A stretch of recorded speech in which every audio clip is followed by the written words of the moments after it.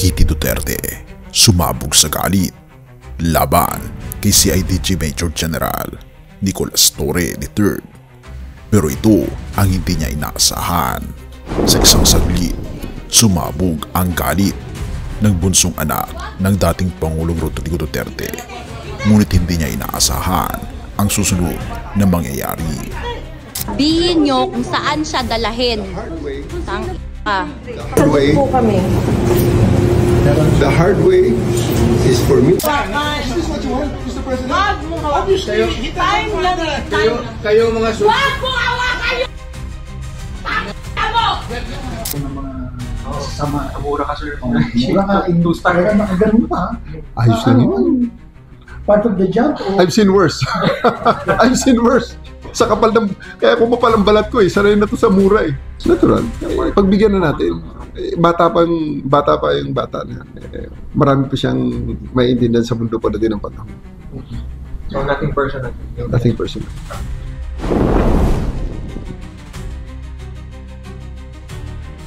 Sa isang iglap, bumuhos ang emosyon nang arestuhin si dating Pangulong Rodrigo Duterte. Si Veronica Kitty Duterte, ang kanyang bunsong anak, ay hindi napigilang ipahayag ang kanyang galit. Mura ang sumalubong kay Police Major General Nicolas Torre habang ipinapaliwanag nito ang flight arrangement ng dating Pangulo. Ngunit sa likod ng kanyang matapang na pananalita, may isang bagay siyang hindi inaasahan: ang reaksyon ng publiko. Sanay na si Torre sa ganitong eksena. Ayos lang yun. I've seen worse, ika pa niya. Waring walang epekto sa kanya ang inabot na mura. Ngunit habang lumilipas ang oras, ang usapan ay hindi lamang tungkol sa isang emosyonal na anak na naggalit sa pagkakaaresto ng kanyang ama. Nag-umpisang lumawak ang diskusyon mula sa kanyang asal hanggang sa kanyang pag-iisip na tila baga sila ang biktima. Bago natin ipagpatuloy kaibigan, siya nga pala ang Great Controversy na isa sa mga pinaka-kontrobersyal na libro dahil tumutukoy ito sa mga propesiya sa libro ng Daniel at Revelation na nagaganap na sa panahon natin ngayon bago ang pagdating ng ating Panginoon ay pinamimigay na namin ng libre sa pamamagitan ng PDF. At ito ay nasa limited lamang na panahon, kaya i-click mo sa description sa baba upang ma-avail mo kaibigan ang napaka-importanteng libro ito na magbubukas sa iyo sa mas maliwanag mong hinaharap. Purihin ang ating Panginoong Diyos at tayo magpatuloy.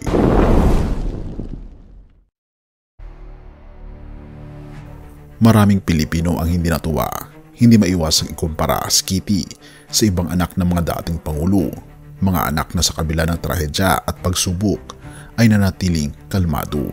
Bakit siya iba? Sa isang panahon kung saan malaya ang lahat na magbigay ng opinyon, siya mismo ang naging sentro ng batikos. Hindi ito ang kanyang inaasahan. Akala niya ay makakakuha siya ng simpatya, ngunit ang natanggap niya ay kritisismo.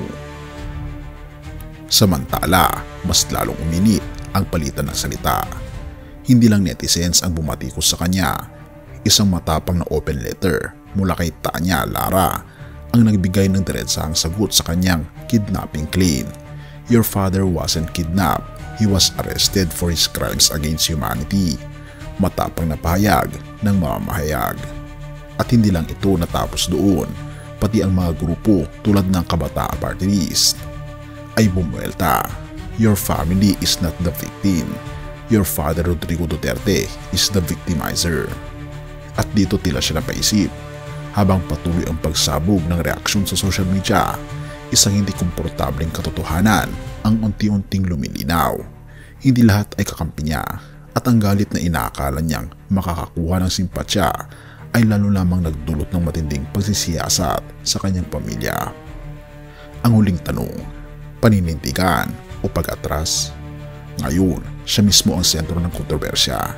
May dalawang landas na maaring tahakin si Kitty Duterte: maninindigan at ipaglaban ang kanyang paniniwala, o tahimik na umatras at harapin ang realidad na hindi lahat ng laban ay nasusukat sa sigaw at mura.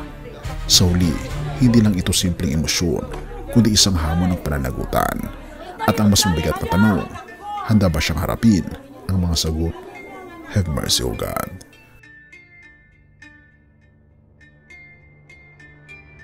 Kawikaan 14 verse 29. Ang taong mapusok ay madaling magalit, ngunit ang taong may kaunawaan ay nagpapahinuhod. Sa gitna ng matinding emosyon, madaling sumiklab sa galit, tulad ng ipinakita ni Kitty Duterte. Sa kanyang pananaw, ang kanyang ama ay isang biktima. Kahit hindi niya napigilan ang kanyang damdamin, mga matatalas na salita, mura at akusasyon. Ngunit ang tanong, ito ba ang tamang paraan upang ipaglaban ang katotohanan? Ang ating Panginoon Jesus, sa kabila ng lahat ng pang-api, paninirang puri at maling paratang laban sa Kanya, ay hindi kailanman sumabog sa galit. Sa halip, ipinakita niya ang tunay na lakas, ang katahimikan sa gitna ng bagyo, ang pagiging mapagkumbaba sa gitna ng kahihiyan, at ang kapayapaan sa harap ng kawalang katarungan. Nang siya hinuli at dinala sa krus, hindi siya sumigaw ng galit o nanumbat. Sa halip, pinagdasal niya ang kanyang mga mangusig. Lucas 23 verse 34. Ama, patawarin mo sila, sapagkat hindi nila nalalaman ang kanilang ginagawa. Madalas nating isipin na ang pagsabog ng damdamin ay isang sinyalis ng katapangan. Ngunit ayon sa salita ng ating Panginoon Diyos, ang tunay na matalino at malakas ay ang taong marunong magpigil ng kanyang galit. Ang taong malapit sa ating Panginoon Kristo ay hindi nagpapaalipin sa emosyon, kundi hinahayag ang ating Panginoon Diyos na bigyan siya ng tamang pananaw, tamang salita at tamang puso. Kaibigan, sa ating buhay, dumaraan tayo sa mga pagkakataong gusto nating ipaglaban ang ating paniniwala. Ngunit paano natin ito ginagawa? Sa galit ba o sa biyaya ng ating Panginoon Diyos? Inuuna ba natin ang ating emosyon o hinahayaan natin ang ating Panginoon Kristo ang magbigay sa atin ng tamang direksyon? Purihin ang ating Panginoon Diyos. At salamat kaibigan sa iyong panonood. Tayo manalangin. Ama naming Diyos na makapangyarihan sa lahat, kami po'y lubos na nagpapasalamat sa inyo, sa inyo pong kabutihan at pagmamahal sa amin. Naway turuan niyo po kaming magkaroon ng pusong mapagkumbaba at hindi padalos-dalos sa galit. Tulungan niyo po kaming piliin ang kapayapaan kaysa sa sigawan, ang pagpapatawad kaysa sa puot, at ang iyong karunungan kaysa sa aming emosyon. Sa iyo po namin ilalagay ang aming pagtitiwala at gabay. At salamat sa pagdinig na aming panalangin, at patuloy niyo po kaming patnubayan at iligtas po kami sa inyong muling pagparito, at patuloy niyo pong gabayan ang pamilyang Duterte, maging si Kitty Duterte.